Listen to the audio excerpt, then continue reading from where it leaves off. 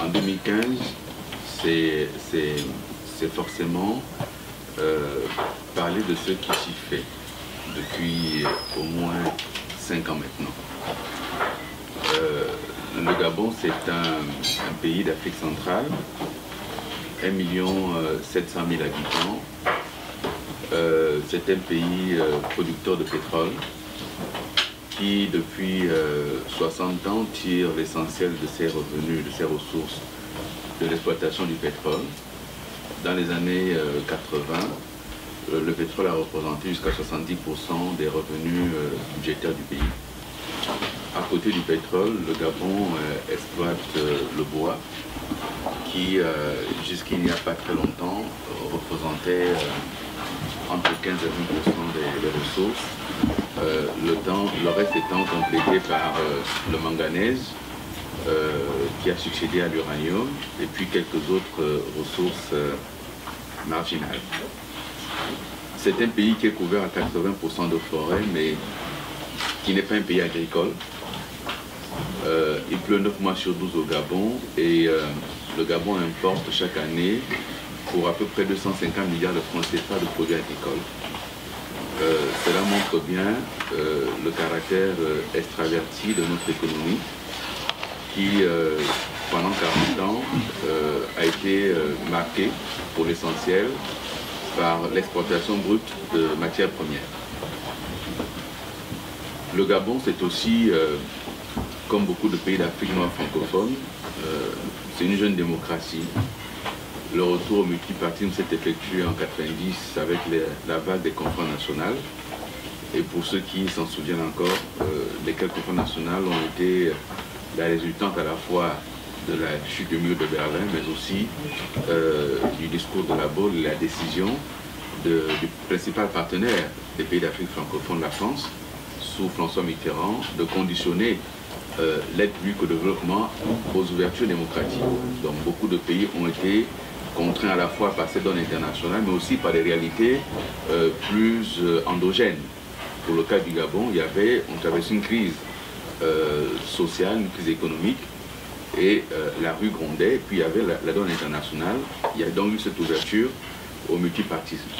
Ça fait donc bientôt 25 ans que le Gabon s'est essayé à la démocratie.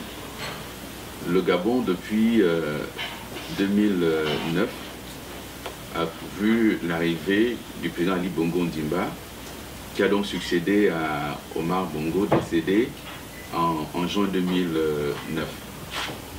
Une transition s'est organisée avec, à la tête du pays, pour diriger la transition, Madame Rose Francine Rogombe, présidente du Sénat, parce qu'au terme de la Constitution gabonaise, comme c'est le cas pour la Constitution française, en cas de vacances constatées de pouvoir, c'est le Sénat qui assure la transition. Donc une élection a été organisée et le président Ali Bongo a été élu en août 2009. Il est donc au pouvoir depuis 5 ans déjà. Depuis 5 ans, qu'est-ce qui caractérise le pouvoir d'Ali Bongo Ondimba? D'abord une volonté de réforme, réforme de l'économie. Donc je le disais il y a un instant, faire en sorte que le Gabon ne soit plus une économie uniquement extractive et exportatrice de matières premières brutes, mais une économie qui tente de se diversifier en mettant un accent sur la transformation locale des matières premières. C'est ainsi qu'une décision a été prise en 2010 d'interdire l'exportation brute, par exemple, du bois. C'est une décision qui a été diversement interprétée, mais qui a été durement ressentie à l'origine par les gros exportateurs qui étaient entre autres Rougier, Leroy et SNBG, une Société nationale des bois du Gabon. On a donc décidé de procéder au moins à la première transformation au niveau local, avec pour ambition de rechercher un peu plus de valeur ajoutée, de créer un peu plus d'emplois et donc de générer quelques richesses en allant chercher quelques points de croissance. À l'heure des premiers bilans, le secteur bois aujourd'hui connaît une croissance de 17%. C'est un secteur qui depuis 2011 a connu un accroissement de 40% d'unités de transformation, avec une importante création d'emplois dans ce secteur, à peu près 7000 emplois nouveaux ont été créés dans le secteur du bois. Cet effort de transformation s'étend à d'autres domaines, notamment le secteur des mines, en partenariat avec Eramet qui au Gabon est avec l'État propriétaire de la Comilog, qui est la compagnie des mines de Logoué, qui exporte le manganèse. Le Gabon a mis en place, avec le concours d'Eramet, une unité de transformation, première transformation du manganèse au niveau du Gabon. Donc production de silico-manganèse. La première production a eu lieu il y a quelques mois à Monana, plutôt à Moanda, non loin de France. Et cet effort de transformation, c'est également un effort de diversification des partenariats. Et donc le Gabon s'est ouvert à d'autres partenariats, tout en mettant un accent sur le partenaire principal qu'est la France. Et le chef de l'État est venu voir le MEDEF l'année dernière pour s'étonner de ce que ces efforts de transformation ne sont pas accompagnés par les entreprises françaises. Et que le Gabon, tout en s'ouvrant à d'autres partenaires, a l'ambition de raffermir le partenaire traditionnel avec la France. C'est d'ailleurs dans la même veine qu'à Dakar, au sommet de la francophonie, le chef de l'État a appelé au renforcement d'une francophonie économique. Une francophonie qui peut avoir l'espace d'Afrique noire francophone comme espace de libre-échange. Donc c'était son vœu, il a exprimé à Dakar. Il n'y a pas eu un gros retentissement, mais il a insisté sur cette nécessité d'avoir un espace. Le Gabon, c'est le pétrole aussi, je l'ai dit. Et dans le secteur du pétrole, le Gabon a créé une compagnie nationale du pétrole, la GOC. C'est la première depuis l'histoire du pétrole au Gabon. Et il y a 2 ans, nous avons pour la première fois exporté en tant que société nationale nos premiers barils de pétrole. Cela a été fait parce que dès l'arrivée au pouvoir du président Ali Bongo, il a lancé un audit dans le secteur du pétrole qui a révélé un certain nombre d'éléments sur lesquels on pourra peut-être revenir, mais pas forcément dans les grands détails parce que ce sont des questions un peu particulières, mais on pourra en parler. Cet audit a révélé notamment que la part de ressources que le Gabon tirait du pétrole était inversement proportionnelle à ce qu'on était en droit d'en attendre. Simplement parce qu'on n'était pas dans la chaîne, ni en amont, ni en aval. Et donc les contrats de partage de production n'étaient pas forcément favorables au Gabon. Et donc il y a une volonté de redéfinir tout ça sans remettre en cause les contrats qui ont été passés. On a donc adopté un nouveau code minier qui fait une date zéro, à partir de laquelle désormais toute personne qui vient au Gabon pour s'installer se conforme aux nouvelles dispositions du code minier, notamment en faisant en sorte que nous soyons un peu plus regardants dans la question de l'exploration. Le Gabon, c'est aussi des ambitions au niveau de la réforme de la santé. C'est un pays très peu peuplé, mais dont le système de santé a connu d'énormes difficultés. Et depuis 2011, le président a lancé la construction d'un certain nombre de CHU dans les principales capitales du Gabon, et à Libreville, il y en a 3 qui viennent compléter l'hôpital des armées. Donc ce sont des hôpitaux ultra-modernes, mais la caractéristique, c'est de les spécialiser et de faire en sorte que les pathologies pour lesquelles les compatriotes sont souvent amenés à séjourner en France soient traitées directement au Gabon. Et faute d'avoir des spécialistes, mettre au moins les conditions pour que les gens puissent intervenir à Libreville. Et nous avons quelques difficultés au niveau de l'éducation, et notamment l'enseignement supérieur, avec des grèves récurrentes dans les universités, liées à 3 facteurs. L'étroitesse et la caducité des structures, le manque de débouchés pour ceux qui sortent déjà du système scolaire, mais dont le tissu économique ne permet pas forcément d'offrir des opportunités. Et le 3e facteur, c'est l'engorgement des facultés. Et donc il faut se lancer dans un cycle de construction d'infrastructures. Il y a 2 ans, le président a lancé une étude pour mesurer l'état de la pauvreté dans notre pays. Cette étude a été livrée l'année dernière au président de la République, et le constat, c'est que 30% des Gabonais, d'après l'étude, vivent en dessous du seuil de pauvreté. 30%. Mais le seuil de pauvreté a été fixé au Gabon à 80 000 francs CFA je ne sais pas combien d'euros ça fait, 100 combien, 130 peut-être. Un peu plus de temps, oui. Bien. Et 30%. Ces 30% sont localisés principalement dans les centres urbains, en périphérie des grandes villes, Libreville, Port-Gentil et Oyonnax, mais aussi dans les milieux ruraux, où il y a inégalité d'accès aux services sociaux de base, eau, électricité, dispensaires, écoles. Ayant fait ce constat, une politique a été engagée pour essayer de rattraper tout cela. On l'a appelé le pacte social. Donc investir 285 milliards de francs CFA sur 3 ans pour essayer à la fois de rattraper le retard au niveau rural, mais également d'engager ce qu'on a appelé les activités génératrices de revenus. Parce que l'objectif n'est pas de perpétuer l'État-providence en venant en aide aux populations, mais de les aider à s'autonomiser. Et donc c'est des programmes en direction des jeunes et des femmes. Ce pacte social s'accompagne de l'aide à la prise en charge médicale. C'est ainsi que le système d'assurance maladie, la CNAMGS au Gabon, prend en charge 100% des frais médicaux pour les personnes économiquement faibles. Et prend en charge 100% de certaines pathologies, quel que soit votre niveau de revenu. C'est le cas des cancers, c'est le cas pour ce qui est des problématiques d'hémodialyse, donc pour l'insuffisance rénale. Donc c'est couvert à 100% et c'est une façon également de redistribuer les flux de la croissance. L'objectif, pour ce qui est des années à venir, c'est de maintenir un taux de croissance autour de 5%. Et pour y parvenir, le président entend maintenir l'investissement malgré la baisse des cours du pétrole. Une équation a été posée au gouvernement, maintenir l'investissement notamment dans le secteur des infrastructures et dans des secteurs rentables, maintenir la politique engagée en faveur des populations les plus fragiles et donc pour ça trouver des poches d'économie. Et donc réduction du train de vie de l'État, une annonce a été faite.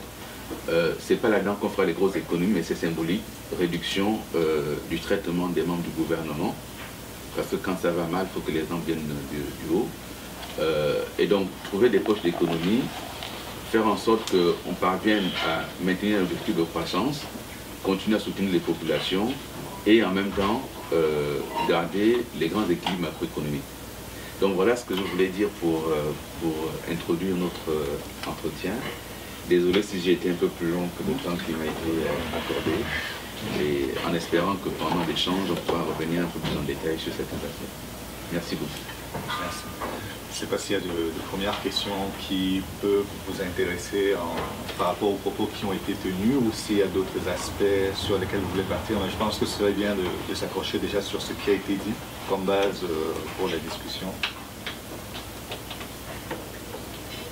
Des questions? Oui, merci. Bonjour, Fatou Talakili de Télésud. Le président est attendu en fait demain au forum économique. Vous avez rappelé l'objectif de croissance qui est de 5%, mais il y a aussi une baisse de vos revenus du budget de l'État par rapport à la crise mondiale du pétrole. Est-ce que vous pourriez préciser en fait les gros indicateurs économiques du pays depuis l'arrivée du président Ali Bongo au débat, et également ce que vous comptez faire par rapport à cette baisse de revenus concernant la crise du pétrole, s'il vous plaît. Je peux résumer la situation économique du pays en quelques chiffres. Lorsque le président Ali Bongo arrive au pouvoir en 2009, le Gabon connaît, est-ce qu'on peut appeler ça une croissance? On va dire ça comme ça. On a moins 0,5%. En 2014, entre 2010 et 2014, le taux de croissance du Gabon, il a aussi autour de 6%. 5,5, 6,5%. Donc une moyenne de 6%.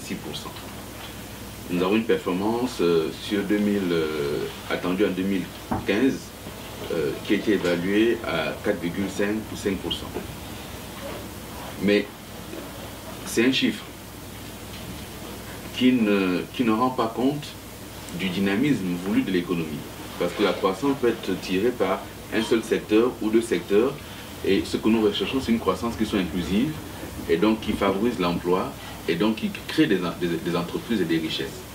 C'est pour ça que la diversification Et il y a le lancement d'un grand projet agricole, le projet d'Igraine, qui va permettre de réduire notre dépendance des importations agricoles. Je vous ai dit, c'est 250 milliards de francs CFA chaque année, et on importe principalement des pays voisins.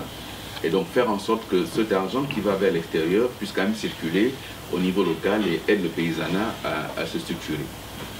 Ensuite, par rapport au forum économique de l'Élysée, la problématique c'est lorsque le Gabon dit qu'on diversifie les partenariats, on diversifie l'économie, certains entendent cela, le Gabon sort du giron français. Il ne s'agit pas de sortir ou de rester. Il s'agit de se développer dans des partenariats gagnant-gagnant et faire en sorte qu'un certain nombre de structures soient revues, que certains types de partenariats soient corrigés, mais que les entreprises françaises qui investissent au Gabon le fassent en intégrant les priorités du Gabon. Si la priorité du Gabon aujourd'hui, comme c'est le cas, c'est la transformation locale des matières premières, une entreprise française ne viendrait donc pas exploiter pour exporter brut. Elle va donc se conformer à la politique édictée par l'État. Et toutes les entreprises qui interviendraient au Gabon seraient dans ce sens-là. Je vous ai parlé du secteur de la forêt, où le Gabon a un partenariat fort avec Rougier. D'ailleurs, le Gabon, par le biais de la Caisse de dépôt et consignation et du Fonds gabonais d'investissement stratégique, est partie prenante désormais du capital de Rougier. De même pour Eramet. Il s'agit en réalité de diversifier l'économie avec les partenaires qui existent déjà pour développer d'autres secteurs, mais d'appeler d'autres partenaires dans des secteurs qui ne sont pas déjà fortement occupés par les entreprises françaises traditionnelles. Donc voilà, le forum de l'Élysée, lorsque il y a eu la réflexion engagée au niveau du Parlement français, Assemblée nationale, Sénat, la question c'était, est-ce que l'Afrique échappe totalement désormais à l'influence de la France, au moins au plan économique? Est-ce que l'Afrique demain ne va pas tomber dans l'escarcelle de la Chine et de l'Asie? C'est une question qui est légitime. Mais la réponse que le Gabon apporte à cette question, c'est vous qui connaissez le mieux le Gabon en tant que France. Et donc c'est à vous de déterminer quelle est la place qui est la vôtre au Gabon dans le respect de ce que le Gabon entend. Et dans le respect de partenariats gagnant-gagnant. Nous ne pouvons pas nous tourner vers l'Asie pour avoir exactement ce que nous refusons. C'est-à-dire des entreprises qui viennent et qui exportent sans transformer au niveau local. Nous tenons à la transformation locale de nos matières premières. Nous n'arriverons pas à industrialiser le continent si on continue à exporter brut les matières premières et si on ne règle pas la problématique de l'énergie. Voici une problématique sur laquelle le Gabon a fortement besoin de l'expertise et des entreprises françaises pour structurer le secteur de l'énergie et pour favoriser l'industrialisation. Tu sais combien va vous coûter la baisse du prix du pétrole en termes de taux de croissance? Parce que moi j'avais lu que vous étiez à 8% de croissance selon les estimations en 2015. Oui, nous en étions à ces estimations-là. Mais d'abord, en termes de baisse des ressources, l'effort qui a été fait depuis 2009 nous a amené à baisser notre dépendance vis-à-vis du pétrole. Ce qui nous permet aujourd'hui en réalité de ressentir durement la crise, mais peut-être moins durement que certains de nos voisins qui n'ont pas fait le même effort. La chute actuelle des cours du pétrole nous coûte déjà entre 450 et 500 milliards CFA de ressources. Ça va nous faire décrocher, chaque fois qu'on perdra 200 ou 300 milliards, on perdra 1 à 2 points de croissance. Et donc, là, il y a depuis 2 ou 3 jours, on regarde fébrilement les tableaux et on voit que ça remonte un tout petit peu.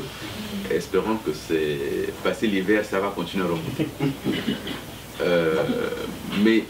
Mais en tout état de cause, nous ne sommes pas satisfaits de cette croissance qui est encore trop dépendante de certains secteurs principaux d'activité. Et c'est pour ça qu'on met l'accent sur la diversification pour ne plus être trop dépendant de ces secteurs.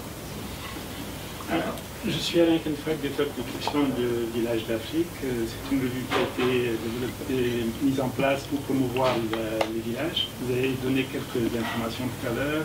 Le Gabon, 80% de forêt. Vous avez soulevé le fait que les jeunes aujourd'hui se retrouvent sans déboucher à la sortie à la fin de leurs études. Nous savons qu'il y a eu des programmes justement pour permettre aux jeunes d'investir les villages, des jeunes et des femmes. Où est-ce qu'on en est exactement aujourd'hui avec ce programme et quelles sont les stratégies? Parce que quand on se rend compte qu'on s'appuie uniquement sur l'agriculture, ce n'est pas suffisamment attractif pour les jeunes. Comment est-ce que vous êtes en train d'aborder ce problème? Ce problème soulève trois questions. La question de la formation professionnelle. Pendant très longtemps, la formation professionnelle a été perçue un peu comme le parent pauvre de l'éducation. Parce que l'accent était mis sur des formations diplômantes au niveau général et qui donnaient accès à la fonction publique. Il faut donc sortir de ça pour arriver à intégrer ce qu'on appelle au Gabon les petits métiers, qui sont en réalité un secteur d'activité aujourd'hui totalement informel et qui génère des flux importants de ressources. Donc la question de comment est-ce qu'on réorganise les villages, on passe par la décentralisation. La décentralisation à travers les territoires met plus d'accent sur les pouvoirs locaux, leur donner plus de budget et de moyens, surtout réglementaires, pour pouvoir générer eux-mêmes les ressources au niveau local. Mais il est évident que le retard que nous avons pris dans ce domaine ne nous permet pas en 3 ans d'inverser la tendance. Et donc c'est sur une perspective assez longue qu'on parviendra à inverser la tendance pour que les gens quittent les centres urbains où en réalité ils sont dans les grandes villes sans emploi, sans activité. Et c'est là des terreaux assez favorables au développement de la criminalité et des économies parallèles. Donc les réinstaller dans les centres ruraux, mais y apporter des éléments de développement, c'est-à-dire l'eau, l'électricité, Internet, etc. Vous ne pourrez pas demander à un jeune aujourd'hui d'aller vivre dans un village où il ne peut pas avoir accès à Internet. Il aura le sentiment de ne plus être connecté, donc ne plus exister. Il faut donc amener la connexion qui ne donne pas seulement l'accès au monde, mais qui résout des problèmes au niveau local, notamment si c'est bien structuré, la question des téléconférences, la télémédecine, etc. Donc là-dessus, il y a toute une infrastructure qui est en train d'être pensée et à démarrer avec l'Agence nationale d'infrastructure et de fréquences numériques qui intervient et qui est accompagné par la Banque mondiale pour amener le réseau Internet, y compris dans les zones rurales, et fixer les populations par une économie locale. Il y a des contraintes ensuite à implanter sur place des usines. C'est pour ça que le Gabon a mis en place 2 instruments. Le Fonds gabonais d'investissement stratégique, donc qui a pour mission de prendre des participations dans des secteurs stratégiques et donc d'aider les entreprises à investir. Et pour ce qui est du pétrole, la Compagnie nationale du pétrole qui a les mêmes missions, mais spécifiques au niveau du pétrole. Donc ces instruments permettent de lever des fonds pour accompagner les entreprises et aider à l'industrialisation. Nous l'avons fait, je vous évoquais le cas de Eramet avec Comilog. Nous sommes en train de le faire également avec des Chinois au niveau de Ndjolé pour l'extraction du manganèse. Nous avons mis en veilleuse le vaste chantier de Belinga parce que précisément, il n'y avait pas de transformation locale. Donc on l'a mis en veilleuse pour être conforme à nos ambitions.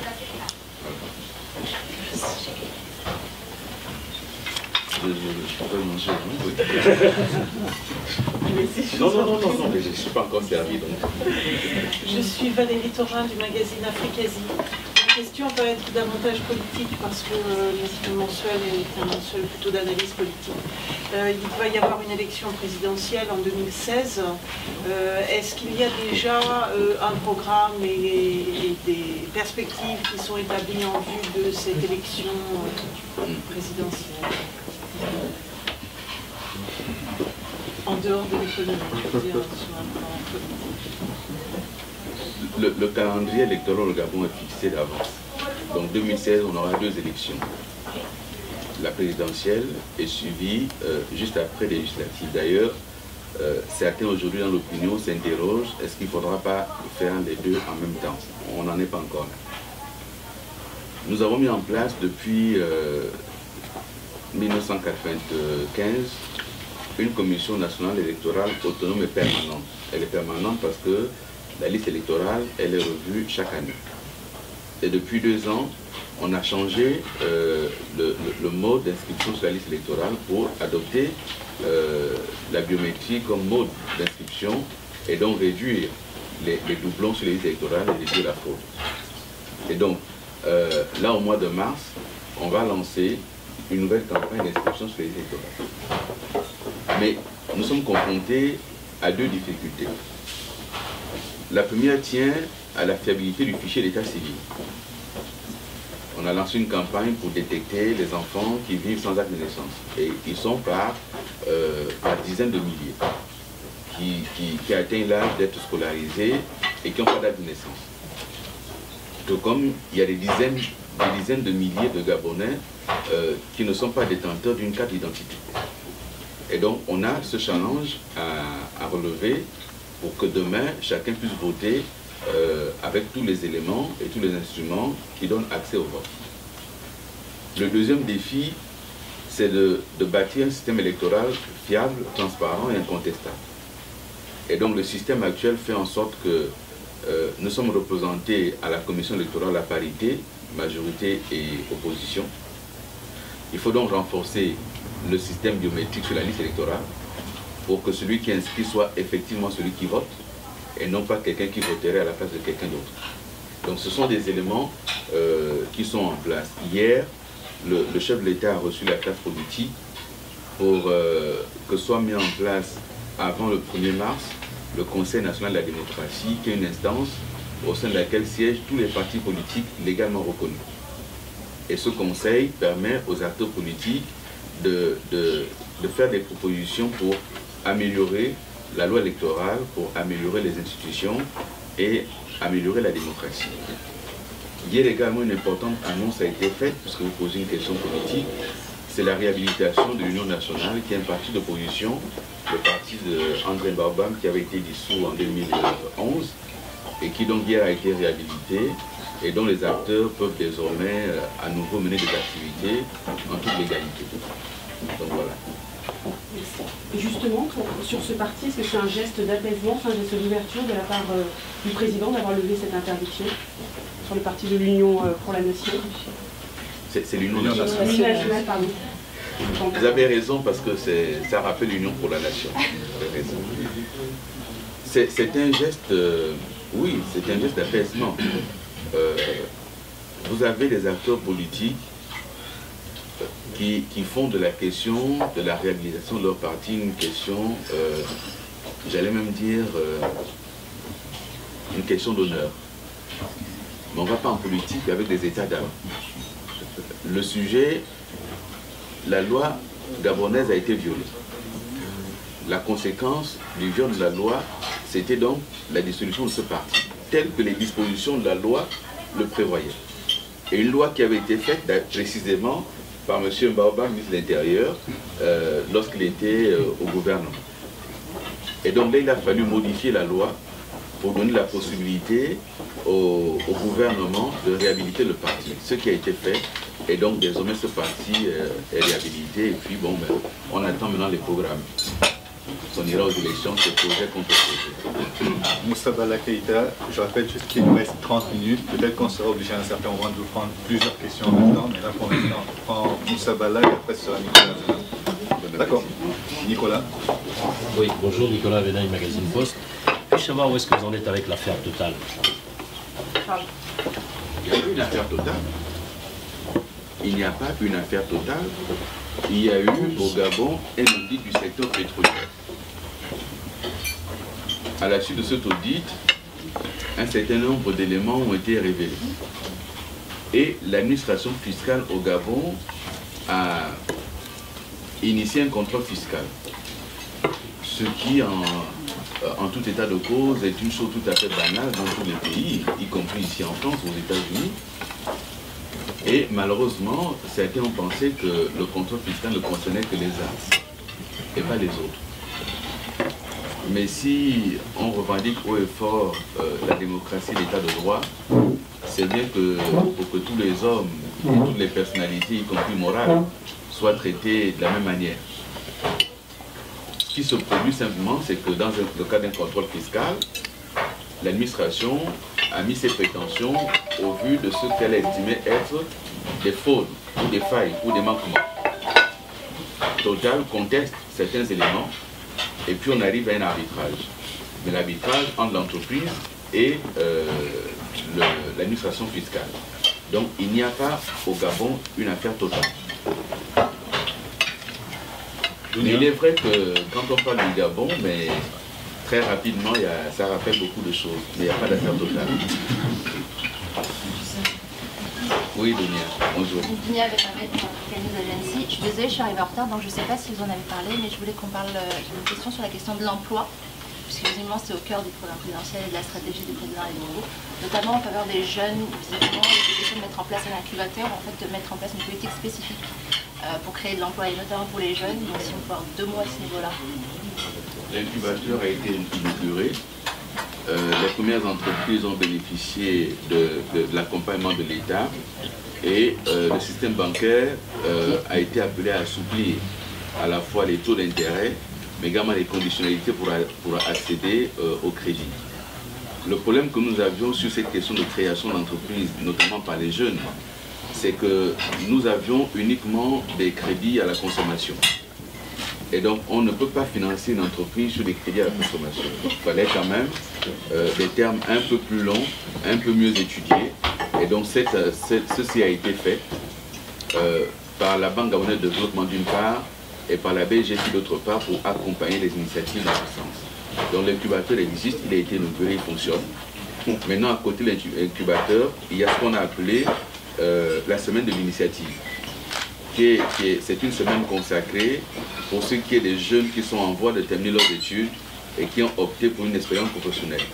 Dans le même temps, on a signé des partenariats avec des entreprises, dont Total, pour vous dire qu'il n'y a pas un problème Total, pour accompagner des jeunes en apprentissage. Et donc c'est un programme qui concerne des entreprises de plus de 50 employés. Donc chaque fois qu'une entreprise a plus de 50 employés, elle prend quelques jeunes en apprentissage qu'elle accompagne sur 2 ou 3 ans. Et derrière, il y a un effort de l'État pour ce qui concerne la fiscalité et différentes modalités d'accompagnement. Jean-Paul Leroux, l'intelligence d'Abidjan Afrique Presse. Revenons un peu sur le Gabon politique. Et monsieur le ministre, est-ce que vous pouvez nous expliquer clairement c'est quoi cette affaire de décès de naissance du président Ali Bongo? Mais que voulez-vous que je vous dise dessus, monsieur? Que vous nous clarifiez la question. L'opposition dit que son extrait de naissance a été manipulé, trafiqué. Qu'est-ce qu'il en est exactement? De toute ma vie, je n'ai encore jamais vu un enfant qui naît et qui va faire son acte de naissance. Et donc, s'il se trouve des éléments sur l'acte de naissance du président que l'opposition conteste, elle a saisi les tribunaux gabonais et les tribunaux gabonais se sont prononcés. Le président Ali Bongo Ondimba, il est né Alain Bernard Bongo, à sa naissance. Alain Bernard Bongo parce que Albert Bernard Bongo n'était pas encore musulman. Et donc lorsque Albert Bernard Bongo se convertit à l'islam en 1973, certains de ses enfants deviennent musulmans également, pas tous, certains. Donc Alain Bernard Bongo qui devient donc Ali Bongo. Premier élément objectif, factuel, pour lequel une inscription nouvelle est faite sur l'acte de naissance. Deuxième élément, Omar Bongo, que tout le monde a connu d'abord, Albert Bernard Bongo, ensuite Omar Bongo, décide d'ajouter le nom de son père à son patronyme à lui. Et devient donc Omar Bongo Ondimba. Ça aussi, deuxième élément objectif pour lequel il a fallu ajouter un élément à l'acte de naissance. Si l'officier d'état civil qui l'a fait ne l'a pas fait conformément à la loi, à la réglementation, est-ce la faute à celui qui a sollicité que soit ajouté un élément à son acte de naissance? Est-ce que vous savez le nombre de Gabonais qui ont un problème avec leur acte de naissance? Je vous ai parlé de centaines de milliers. Parce qu'on a un problème avec le fichier d'état civil au Gabon. Donc, que l'opposition décide que ceci est un argument politique, c'est le choix de l'opposition. On pensait qu'il y avait d'autres arguments que cela. Surtout de la part de gens qui ont vu Ali Bongo naître, qui l'ont vu grandir. Et il a grandi parfois avec leurs enfants, des gens qui étaient les barons du régime. Leurs enfants ont gagné dans la cour de la présidence. Donc, qu'ils deviennent opposants et décident que l'argument politique, c'est l'acte de naissance du président. Ça nous rappelle la Côte d'Ivoire. Et s'il faut que le Gabon passe par les mêmes chemins de traverse que la Côte d'Ivoire, je ne sais pas si c'est ça le projet politique pour certains. Mais lorsque l'ivoirité a été lancée, personne n'imaginait les milliers de morts qui porteraient. Donc faisons attention à ce genre de choses. Déséquilibre prendra l'heure. Antoine Hervé du magazine Afrique Agriculture. Vous avez dit tout à l'heure que vous importez pour 250 milliards de francs de CFA de produits agricoles, que vous avez un projet agricole aussi actuellement en cours. Est-ce que vous pouvez le détailler un petit peu sur quelle production vous comptez vous axer? Et est-ce que vous avez un objectif pour réduire à 100 milliards de francs peut-être les importations? L'objectif est de, sur les 10 prochaines années, de ramener cette dépendance en dessous de 100 milliards de francs. Les spéculations sur lesquelles le Gabon s'est lancé depuis quelques années, c'est le panier à huile et les VA. Naturellement, ce n'est pas ça qu'on va consommer. Donc, à côté du panier à huile et des VA pour la production industrielle et pour donc aller rechercher quelques ressources à l'exportation, il y a le vivrier et le maraîcher. Sur le vivrier et le maraîcher, nous avons lancé des projets de ferme pastorale, ferme intégrée, avec un certain nombre d'entreprises qui se sont installées dans la région de Libreville et dans plusieurs autres régions du pays pour faire à la fois de la pisciculture, du maraîcher et du vivrier. Donc l'objectif, c'est de faire en sorte que d'ici à 2020, on parvienne à installer entre 8 000 et 10 000 agriculteurs installés. Et les 8 000 et 10 000 agriculteurs installés vont bénéficier de permis agricoles.